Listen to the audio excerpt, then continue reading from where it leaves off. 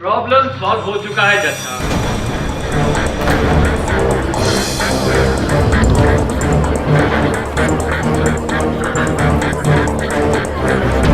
Order order. आपको जो कुछ भी कहना है यहाँ आकर कहिए। योर ऑनर, कोई है जिसने मुझे ये बताया है कि जब राजू समर से मिलने गया तब उसके हाथ में हथौड़ा था। कहाँ थे आप अब तक जग्गी जी? बोलिए, कौन था? किसने देखा उसको? वही जिसने हॉल से वापस लौटते समय मुझे ये बात बताई। कारपेंटर महिपाल।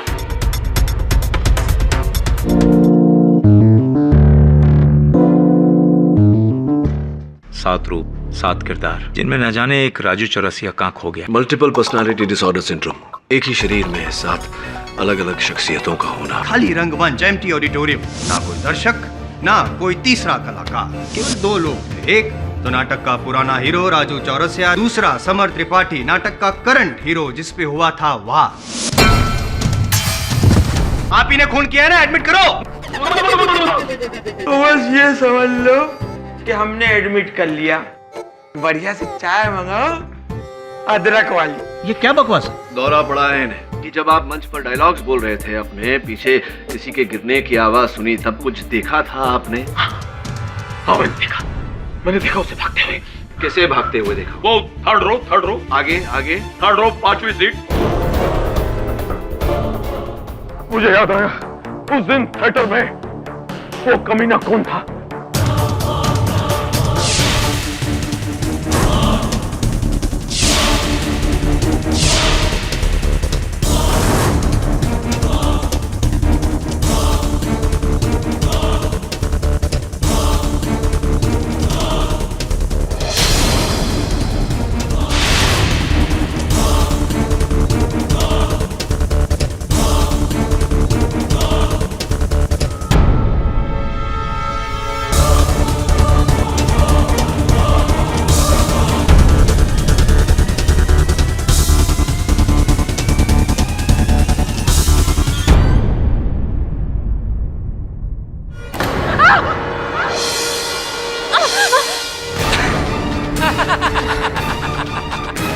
गॉड जग्गी, तुम इतनी रात को यहाँ क्या कर रहे हो? तुम मुझे ये बताओ कि तुम यहाँ क्या कर रहे हो? ओ अच्छा, मुझसे मिलने आई हो? वो कुछ ढूंढने आई हो यहाँ पे। क्या? वो उस दिन रिहर्सल करते करते शायद मेरी घड़ी टूटकर यहाँ कहीं गिर गई, वही ढूंढने आई थी। ठीक है, कोई बात नहीं। गुम गई तो गुम गई। मैं तुम्हारे लिए एक महंगी डिजाइनर वॉच ला कर दूंगा। एक खूबसूरत कलाई के लिए खूबसूरत वॉच। जग्गी, अब ये सब ठीक नहीं लगेगा। क्या ठीक नहीं लगेगा? उस केडी पाठक और उस केस की वजह से तुम्हारे और मेरे अफेयर के बारे में सबको पता चल गया है, मेरी बीवी को भी। और खुशखबरी तो ये है कि वो मुझे तलाक भी देने के लिए तैयार हो गई है। इसलिए डरने की अब कोई बात नहीं। सब कुछ ठीक हो गया है।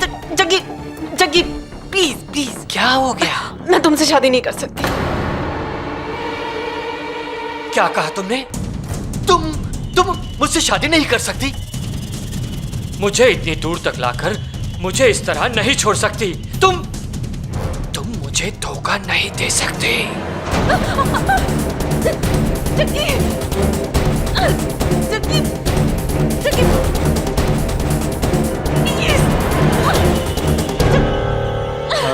जय साहब,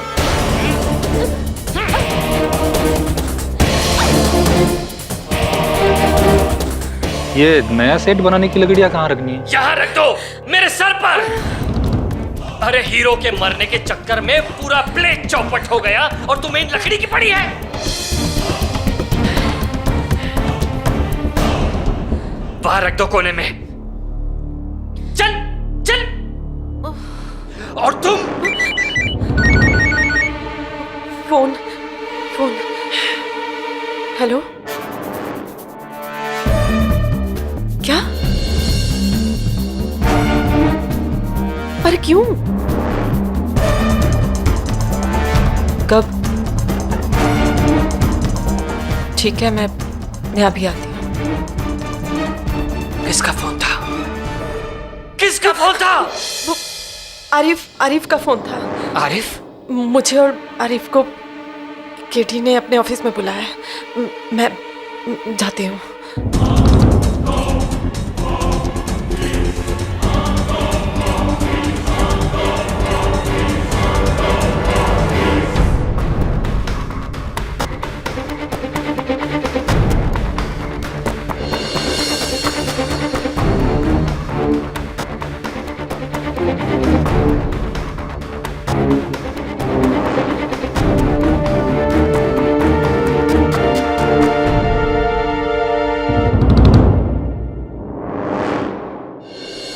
ये पिक्चर्स आपके पास कैसे आई? ये बात छोड़िए, ये बताइए कि पहली बार देख रहे हैं आप ये तस्वीर? हाँ जी। तो इन्हें लेकर कोई ब्लैकमेल कर रहा था आप दोनों?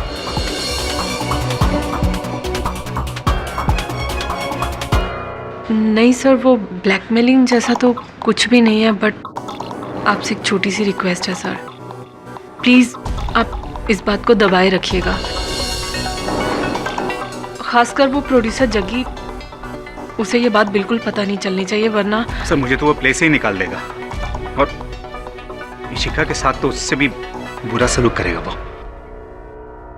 मिस्टर पाठक, मेरे और इशिका के अफेयर का समर की मौत से कोई लेना देना नहीं है, आप यकीन कीजिए हमारा। सब अगर इन्हें भी नहीं पता कि ये पेनड्राइव किसका है, तो हमें कैसे पता चलेगा कि उस थर्ड रो के पीछे कौन छुपा था? जिस समय समर की मृत्यु हुई आप कहाँ थी इशिका जी? हाँ मैं वहीं पर, लेकिन मैं अपने मेकअप रूम में थी, वो लाइंस रिहर्स कर रही थी। स्टेज के आसपास तो मैं गई भी नहीं। Really? मैं आपसे झूठ क्यों बोलूंगी सर? Excuse me.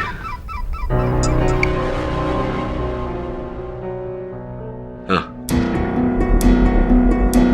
ठीक है, पहुंचता हूँ। पता नहीं क्या भूत चढ़ा था राजू पर, जोर जोर से चिल्ला रहा था और आपको बुला रहा था। बोल रहा था उसे पता है कौन छुपा है थिएटर में, थर्ड रो की 5वीं सीट, ऐसा कुछ बोल रहा था। ये राजू बोल रहा था या कोई और?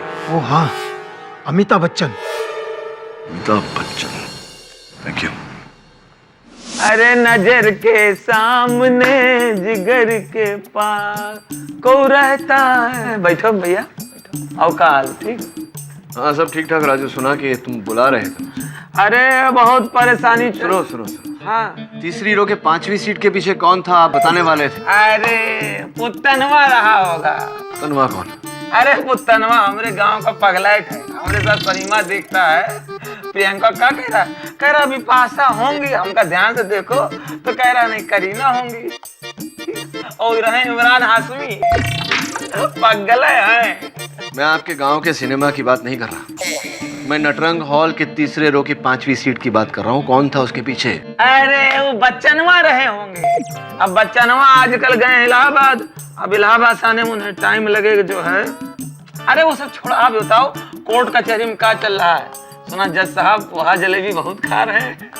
आपको पर्सनली कह रहा हूँ, कौनो परेशानी हो हमें बताओ, हम अपने गांव से लठायत को बुलाएंगे, खोपड़ी तोड़वा देंगे। गजोदर भैया, बच्चन साहब आए तो उनसे कहना कि जाने से पहले कागज पर, पर्ची पर नाम लिख कर जाए कि तीसरी रो की 5वीं सीट के पीछे कौन था, लिख कर जाए। अरे अरे यहाँ हमें लिखा गया है, को लिखे हैं। कौन कौन? लिखावट भाई है। अरे किसने लिखा, कहाँ लिखा? हमको नहीं पता, हमको कुछ नहीं पता। सुना तुमने, सुना तुमने मैंने क्या कहा?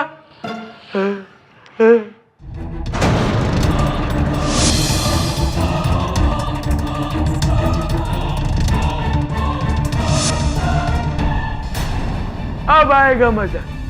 नहीं नहीं नहीं नहीं नहीं नहीं नहीं,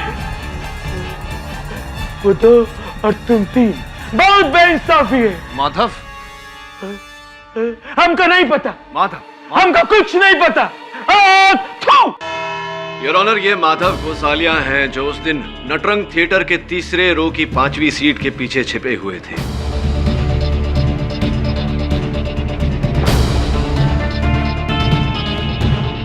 समर की हत्या हुई उसके बाद राजू ने इन्हें वहां से भागते हुए देखा।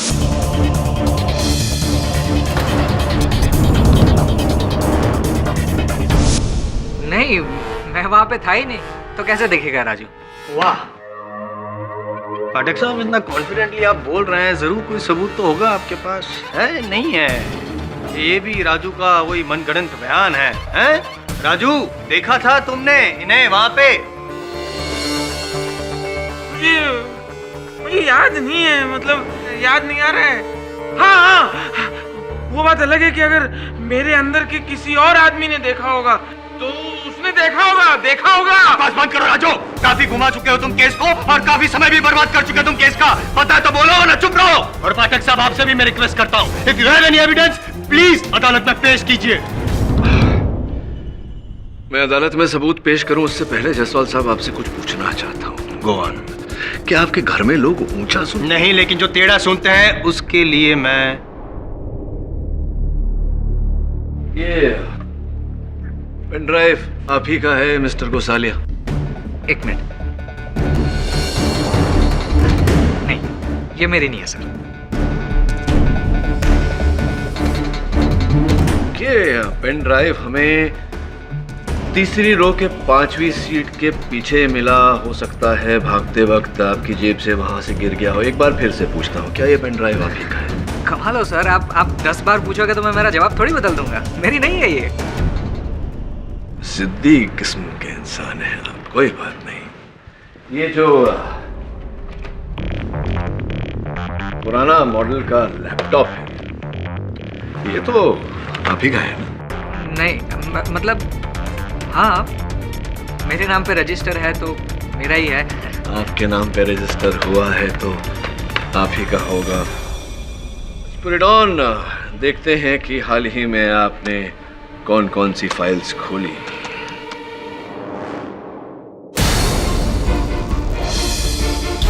जे ड्राइव यानी कि यूएसबी ड्राइव पर आपने कुछ ये तस्वीरें देखी, वही सुखदायक मुद्रा में आरिफ जी की और इशिका जी की।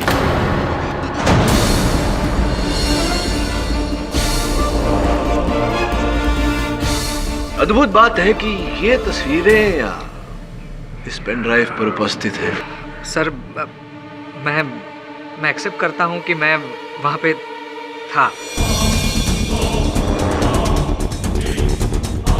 पर सर मैं क्यों, मतलब मैंने नहीं मारा समर को सर, बिलीव मी। तो अब वहाँ से भाग क्यों गए? भागते तो मुजरिम हैं। सर मैं आपको सब डिटेल में बताता हूँ।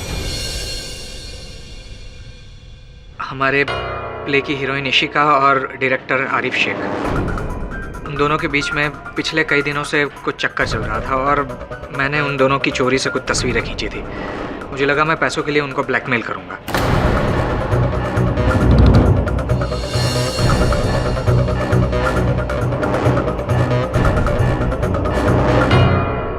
लेकिन उस दिन जब हॉल में मैंने समर को जग्गी सर से फोन पे बात करते सुना तो मैं खुद चौंक गया सर। सर जग्गी सर, मैं ये भी जानता हूँ इशिका और आपके बीच क्या चल रहा है। सर जग्गी सर, आप तो शादीशुदा हैं और ये बात आपके लिए बहुत बुरी है। सोच लो कि हमारी पूजनीय भाभी जी यानी आपकी वाइफ इस बात के बारे में जान जाएगी तो आपके साथ क्या क्या नहीं हो सकता है।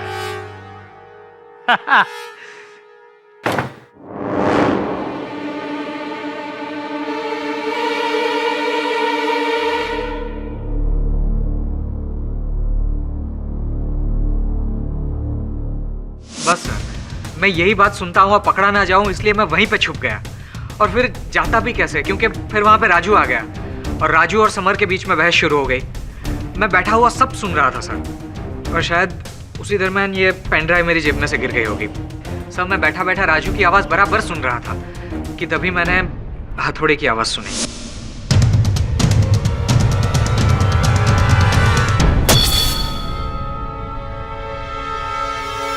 और सर ये सब देखकर मैं इतना घबरा गया था कि मुझे कुछ सूझा नहीं। मैं सीधा वहां से भागा, लेकिन राजू ने मुझे देख लिया। नहीं, मैंने नहीं देखा। हाँ, अमिताभ ने देखा होगा। अरे कमरे में बैठा दो, बिजली का क्या काम है मेरे अंगने में, हाँ मेरे अंगने में तुम्हारा क्या काम है।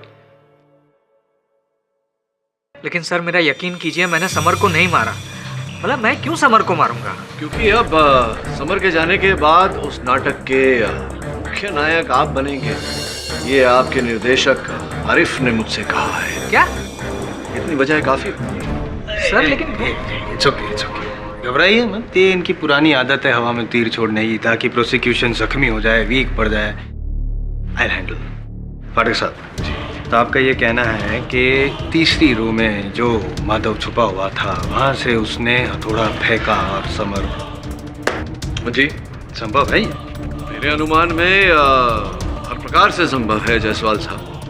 आप तो गला फाड़ फाड़ के कह रहे थे कि थिएटर में 2 ही व्यक्ति थे।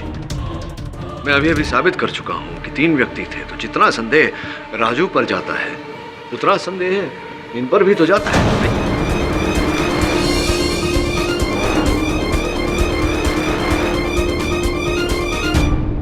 करेक्ट। एक लूपहोल है। क्या है? तीसरी रो, समर वहाँ स्टेज पे सेंटर में, थोड़ा डिस्टेंस ज्यादा नहीं है? मतलब क्या योग्य है इसके लिए इतनी दूरी से ये फेंकना? राजू और नजदीक खड़ा था ना। तीसरी रो से समर ज्यादा दूरी पर नहीं खड़े थे। मुझे लगता है पूरी तरह ये योग्य है हथौड़ा मारने के। ये बात तो थिएटर में जाके ही पता करनी पड़ेगी पाठक साहब। Your honour, with your kind permission. Your honour, फिर एक बार मैं वही दृश्य दोहराता हूँ। मैं यहाँ पे खड़ा हूँ जहाँ पे समर खड़ा था योर ऑनर, जब उसके सर पे वार हुआ था हथौड़े से। और राजू जी, आप अपनी जगह पे सही खड़े हो ना?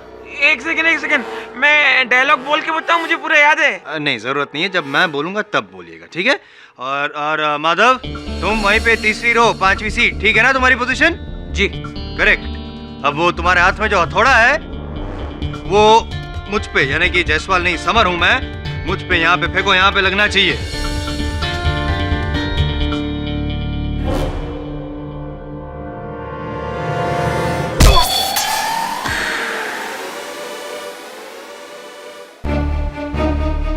इसका मतलब ये हुआ कि मैंने न तो राजू ने, दोनों में से किसी ने हथौड़ा नहीं मारा। माधव ने भी वार नहीं किया है, राजू ने भी वार नहीं किया है, मैंने वार किया क्योंकि मुझे गुस्सा आ गया था समर पे। उसकी वजह से राजू भाई की नौकरी गई और मैंने मार दिया समर को। ये आप नोट कर रहे हैं ना सारी बातों की? प्रयोग हो सकता है इसका अदालत में। अरे नहीं, कुछ सुनना मत। केडी, तुम ये कैसे कह सकते हो कि राजू ने वार नहीं किया? योर ऑनर, मैं स्पष्ट किए देता हूँ। राजू जरा पीछे हटना। माधव, मेरी आवाज आ रही है क्लियर तुम्हें? जी। अब मेरी आवाज आ रही है? नहीं, अब आपकी आवाज थोड़ी धीमे आ रही है।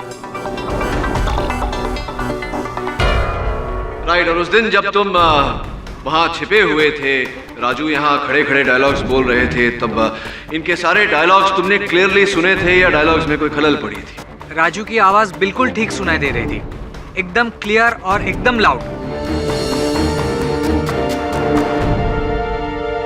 कॉमन सेंस है पाठक साहब। माइक अगर सामने होगा और इंसान बोलेगा तो आवाज आएगी, इसमें नई बात क्या है?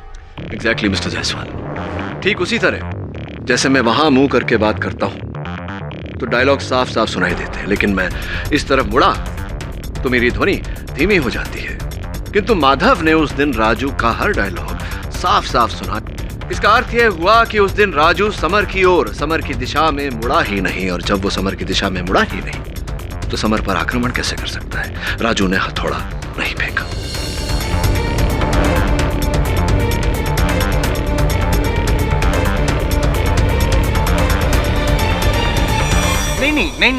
नहीं, ये लॉजिक नहीं है। ये mister Jaiswal, KD has a point. वाह बेटा, वाह केडी, वाह। जियो बेटा, कितने सही मौके पे और घुमा के मारा है। जीते रहो, खुश रहो, मेरी भी उम्र लग जाए। ये कैसे हो सकता है? ऑडिटोरियम में सिर्फ 3 लोग थे और कोई था ही नहीं, तो फिर हथौड़ा मारा किसने? चौथा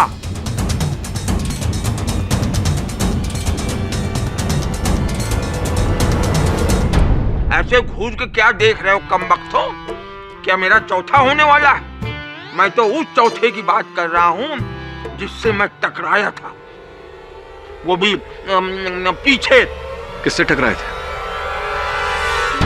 ये थी चौथी, ये थी।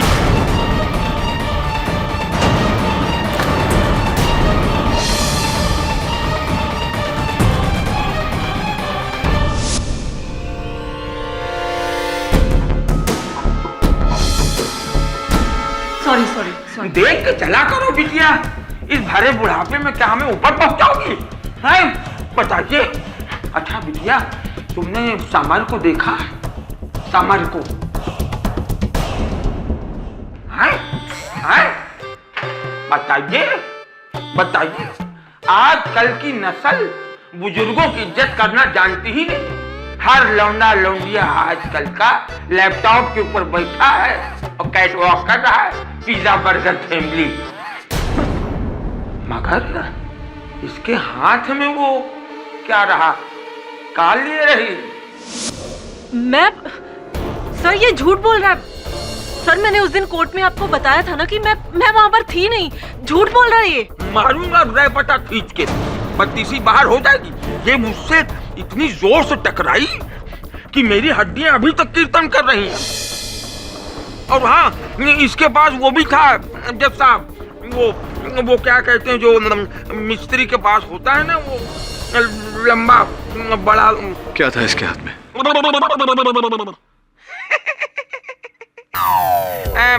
आए हैं तो कुछ चाय पियेंगे? आइए योर ऑनर।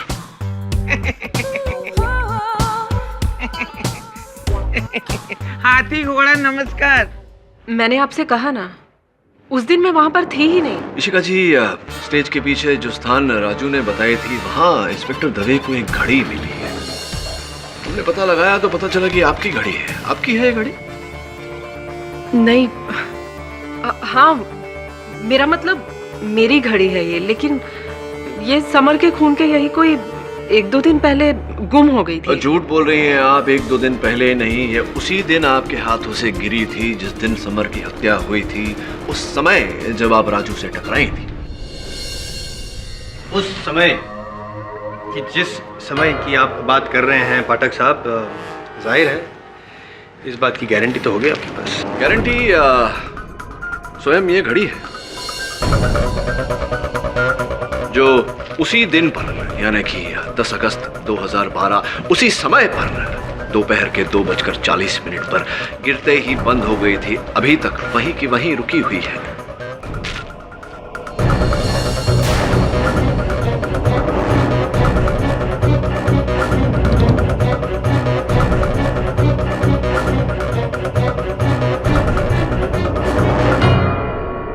हाँ, तो कृपा कर बताइए इशिका जी के झूठ क्यों बोला आपने? जब आप वहां थी तो आप क्यों कह रही हैं कि आप वहां नहीं थी?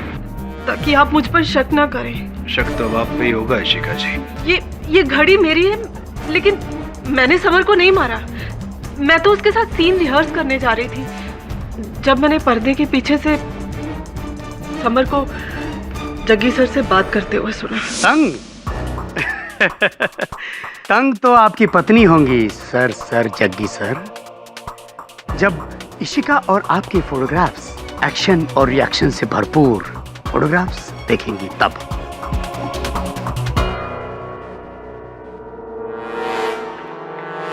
अरे सॉरी। देख के चला करो बिटिया। राइट। और वो हथौड़ा? कैसा हथौड़ा? वही हथौड़ा जो आपके हाथ में था। 1 मिनट, मेरे हाथों में कोई हथौड़ा नहीं था। देखिए शिका जी, झूठ मत बोलिए। राजू ने हमें बताया कि जिस समय आप उससे टकराई, उसने आपके हाथों में हथौड़ा देखा था। कब कहा था ये पाठक साहब? थिएटर में? राजू ने नहीं, चाचा ने कहा था। भूल गया? लेकिन चाचा ने कहा भी नहीं था वो तू कहते कहते रह गए थे, क्यों चा नॉनसेंस। हिलना बंद कीजिए चाचा। तुम्हें औरत और मर्द में फर्क नजर नहीं आता? I am your sister.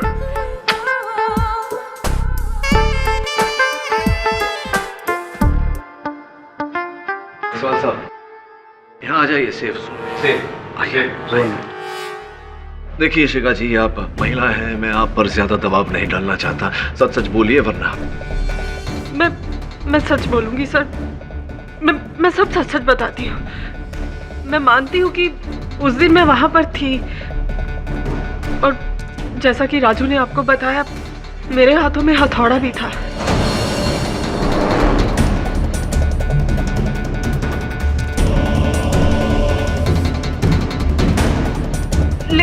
लेकिन ये वो हथौड़ा नहीं था जिससे समर का खून हुआ था। एक और हथौड़ा? मुझे पता था कि आप मेरा यकीन नहीं करेंगे, इसीलिए मैं ये बात छिपा रही थी। लेकिन दरअसल सर बात ये है कि उस दिन मेरी सैंडल से कील निकल गई थी, जिसे ठीक करने के लिए मैंने महिपाल के टूल बॉक्स से एक हथौड़ा लिया था। कील ठीक करने के लिए मैं उसे वो हथौड़ा वापस करने जा रही थी जब मैंने समर की बातें सुनी। क्यों झूठ बोल रहे हैं आप शिखा जी? सर आप मेरा यकीन कीजिए, मैं झूठ नहीं बोल रही हूँ, मैं सच कह रही हूँ। मैं मानती हूँ कि अब तक मैंने अदालत में जो कुछ भी कहा है झूठ कहा है, लेकिन ये सच है, मैंने कुछ नहीं किया। मैंने समर को नहीं मारा। मैं भला उसे क्यों मारूंगी? अब खुद सोचिए, मैं भला इतनी दूरी से समर को हथौड़ा कैसे मार सकती थी? सोचिए पाठक साहब, सोचने जैसी बात। ये छुई मुई सी लड़की कैसे हथौड़ा फेंकेगी, कैसे लगेगा? और इनका वहां पे होना और हथौड़ा वहां पे मिलना समझ में नहीं आ रहा, हजम नहीं हो रही बात। प्रॉब्लम सॉल्व नहीं हो रहा है। प्रॉब्लम सॉल्व हो चुका है जज।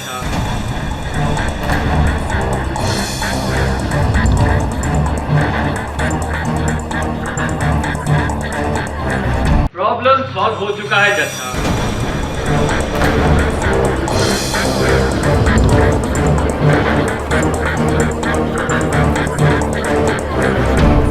ऑर्डर। आपको जो कुछ भी कहना है यहाँ आकर कहिए।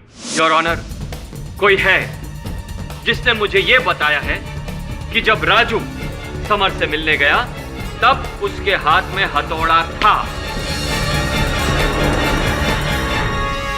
कहाँ थे आप अब तक जग्गी जी? बोलिए कौन था?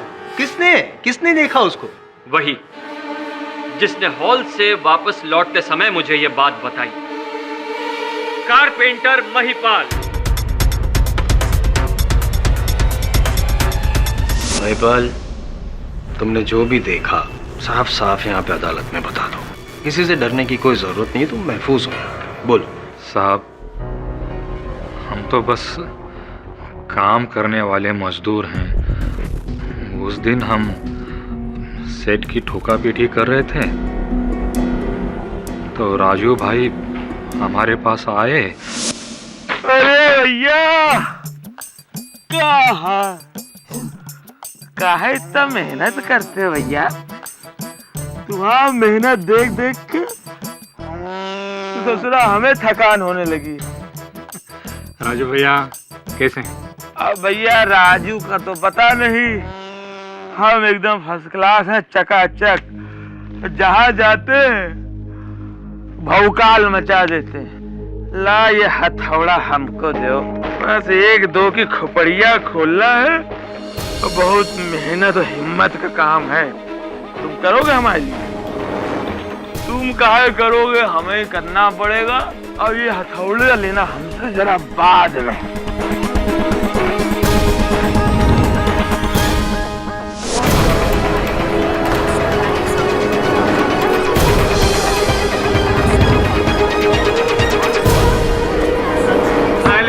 Silence in the court, please.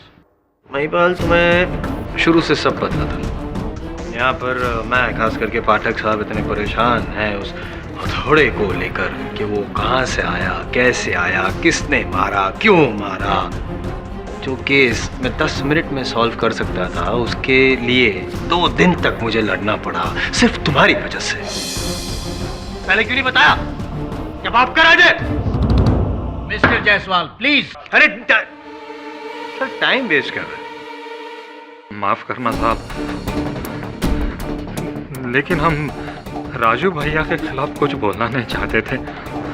बहुत कृपा रही है इनकी हम पर। जब हमारी खोली टूटी तो नई खोली के लिए इन्होंने हमें पैसे दे दिए। हम हमारे अन्नदाता रहे हैं, हम इनके खिलाफ कैसे बोलें? तो आप क्यों बोल रहे हैं महिपाल जी? ऐसा तो नहीं कि किसी के कहने पर बोल रहे हैं।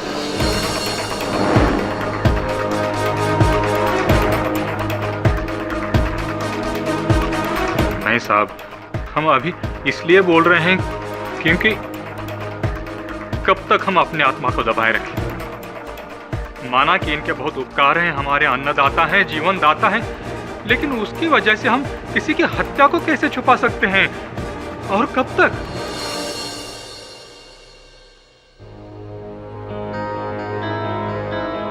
राजू, राजू जी, मैं जानता हूं कि मेरे प्रश्न का तुम्हारे पास कोई उत्तर नहीं होगा। पूछता हूं फिर, क्या ये महिपाल सच कह रहा है?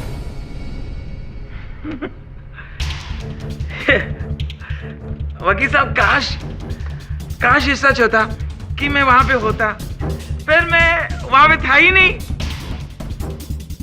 वहां पे तो था नीरज कुमार। अब नीरज कुमार को पता होगा कि ये सच कह रहा है कि झूठ कह रहा है।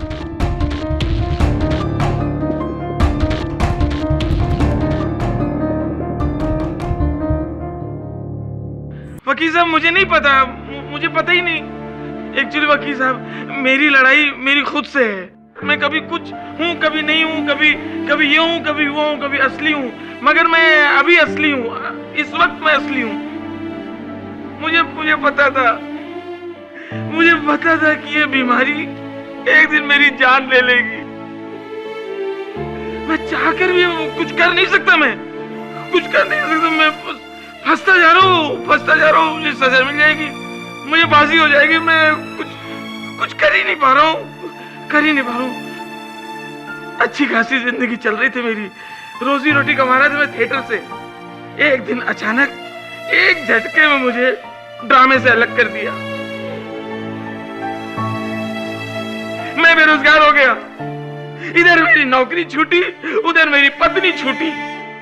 पत्नी किसी और के साथ भाग गई। हमें बच्चों को कैसे पालता? तो अपने बच्चों को लेके अपनी दीदी के पास छोड़ दिया मैंने। अब मैं रह गया अकेला, एकदम अकेला रह गया मैं, एकदम अकेला।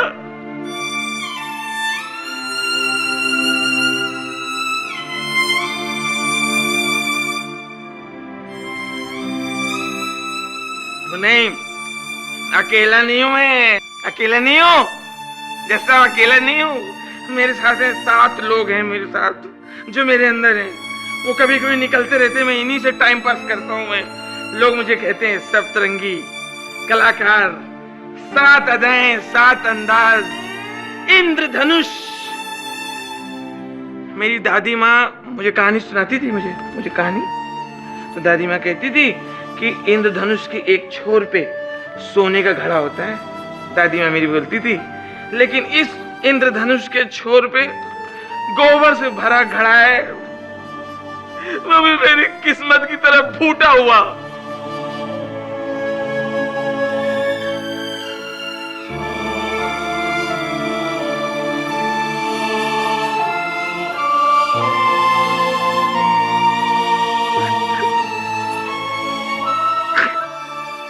तो मैंने मर्डर नहीं किया, कोई मर्डर नहीं किया।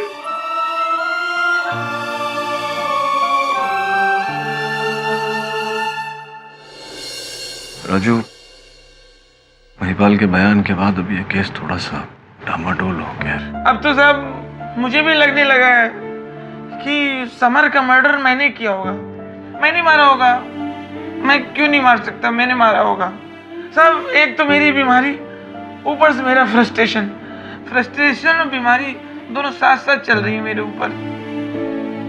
मैंने मारा होगा और साहब मैंने तो ये तक फैसला कर लिया, अगली बार जब जाएंगे ना कोर्ट में, जब पेशी होगी, मैं जज साहब के सामने कबूल कर लूंगा, मैंने मारा है समर को, मैंने मारा है। राजू, ये नौबत ही नहीं आएगी। अगली पेशी में मैं ये साबित कर दूंगा कि तुम निर्दोष हो। पता नहीं साहब, ये लोग ये दुनिया बहुत जालिम है साहब। ये लोग, मुझे सजा होगी। कुछ नहीं होगा तुम्हें, विश्वास रखो मुझ पर, कुछ नहीं होगा तुम्हें।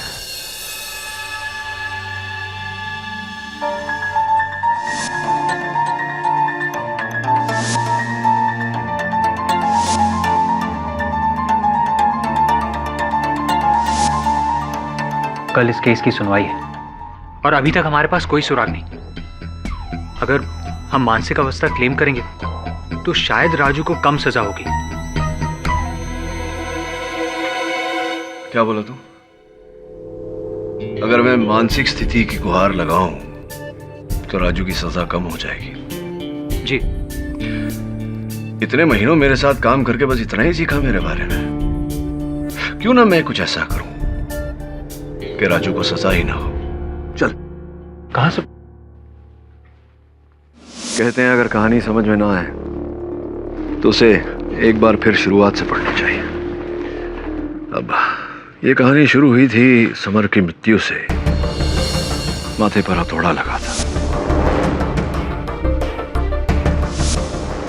राजू ने हथौड़ा नहीं मारा तो हथौड़ा आया कहां से? ना दाएं से वार, ना बाएं से, ना आगे से, ना पीछे से। राइट। और न नीचे से, तो फिर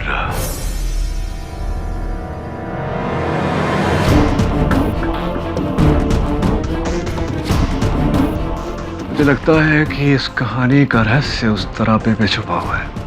जा।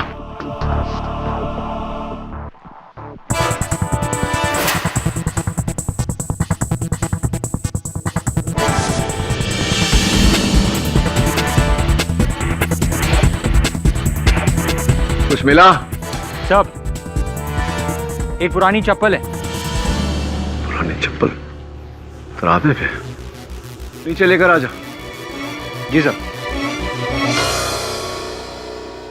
क्या हुआ? सर एक कील है, वो भी आधी ठुकी हुई। आधी ठुकी हुई? सी, लगता है अब जाके हथौड़ा सही कील पर लगा।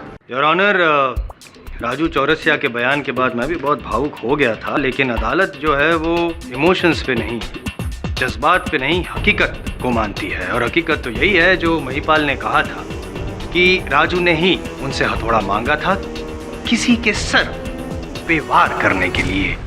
किसके सर पर राजू जी? समर। सही कह रहा हूं मैं? हैं? आखिरकार कानून के हाथ आपकी गर्दन तक पहुंच ही गए। शाबाश। ये हाथ नहीं, फांसी का फंदा है। सुना तुमने? ये हाथ नहीं, फांसी का फंदा है।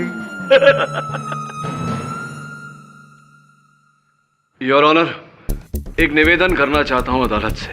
इससे पहले कि आप इस केस का निर्णय सुनाएं, मैं एक बार महिपाल जी से स्पष्ट कर लेना चाहूंगा कि उन्होंने वह हथौड़ा राजू को दिया था या नहीं। हाँ साहब, दिया था। तो जब राजू ने आपसे हथौड़ा मांगा, आप कहाँ थे? जी, स्टेज के बाहर का जो हिस्सा है ना, जहाँ सारा सामान रखते हैं, वहाँ।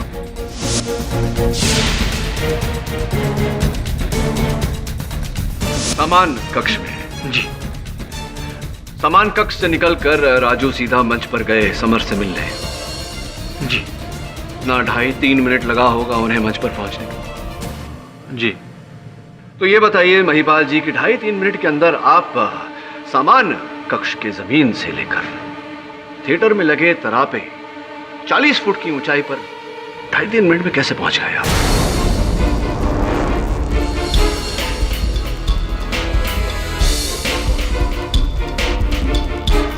क्या कहा सर आपने? मैंने ये कहा जो आपने सुना। कि 2.5-3 मिनट के अंदर अंदर सामान कक्ष के जमीन से 40 फुट ऊपर लगे तरापे पर आप कैसे पहुंच गए? आप वहीं थे ना, वहीं कुछ काम कर रहे थे? नहीं साहब, मैं वहां था नहीं, मैं तरापे पर नहीं था। तो और कौन था वहीं पर?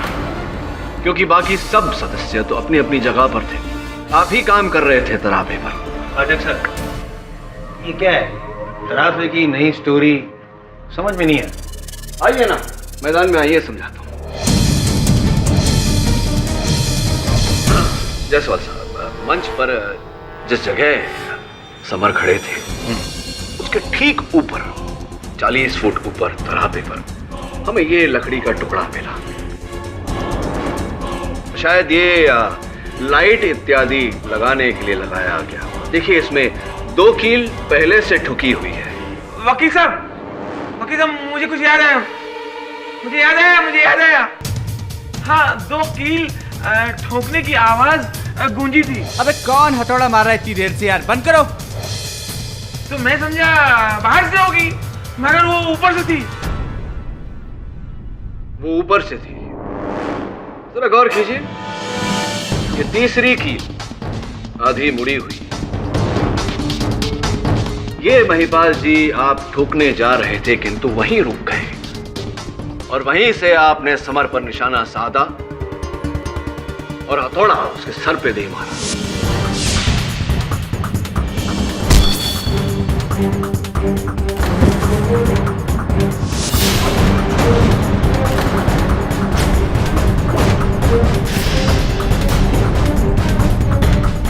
नहीं साहब, ऐसा कुछ और जब हथौड़ा लग के जमीन पे गिरा तो राजू ने उस हथौड़े को उठाया, जिसके कारण आपकी उंगलियों के निशान उस पर सिमट गए। नहीं साहब, ऐसा कुछ हुआ ही नहीं है। अब वहां था। झूठ मत बोलो महिपाल, आप थे वहां तरापे पर और उसका सबूत है ये चप्पल।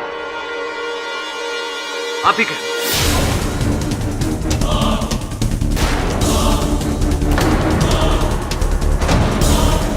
जो वहां से घबराकर भागते वक्त छूट गया था आपसे।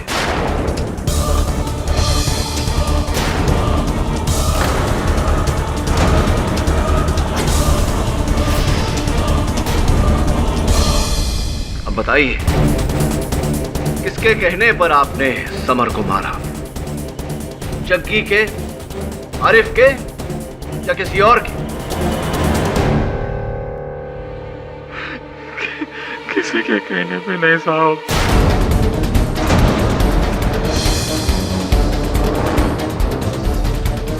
बोलो महिपाल। साहब, गलती थी साहब, गलती। हम तो चुपचाप ऊपर तरापे पर अपना काम कर रहे थे कि अचानक हमारे हाथ से हथौड़ा छूटा और नीचे जाकर बराबर समर साहब के सर पे गिरा।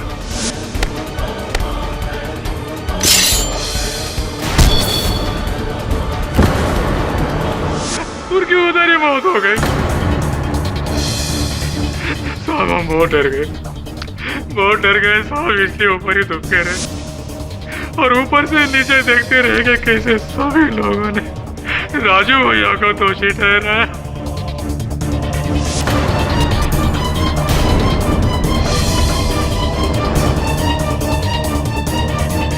साहब, हमको लगा अगर हम सबको सच बताएंगे तो हमको जेल हो जाएगी साहब।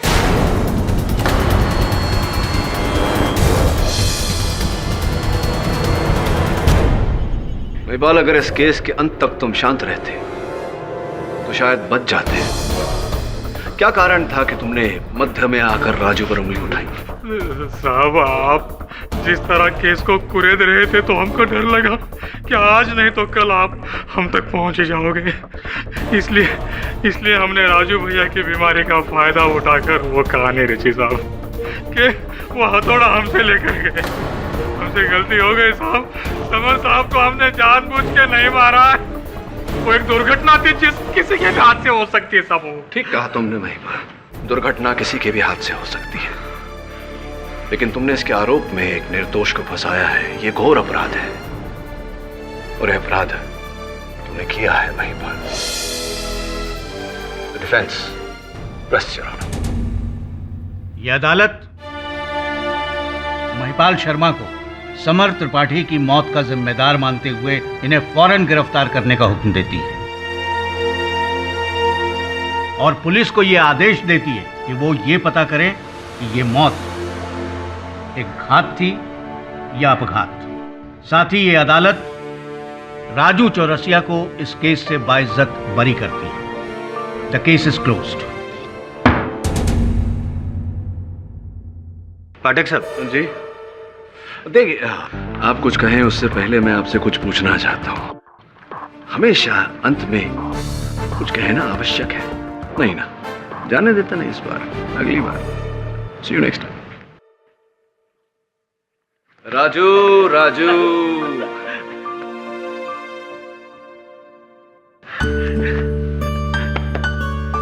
राजू, मेरे अगले नाटक के हीरो बनोगे? हाँ, मगर वो हमारी बीमारी। उसकी चिंता तुम मत करो, वो हम सब मिलकर संभाल लेंगे। तुम बस अपने काम पर ध्यान दो। राजू ही है कि कोई? हम राजू ही हैं और पूरी तरह से राजू हैं, मगर इससे कि पहले कि मेरे अंदर का कोई किरदार वापस बाहर निकल आए, हम एक बात क्लियर कर देते कि हमारी दादी माँ एकदम सही कहा करती थी। इंद्रधनुष के एक छोर पे सोने से भरा घड़ा होता है और वो सोने से भरा घड़ा मुझे मिल गया है और वो घड़ा आप हैं। मेरी दादी भी एक बात कहा करती थी, कहती थी कि हर इंसान के अंदर एक सोने का घड़ा होता है, जो होता है उसकी सच्चाई और सादगी तुम में है।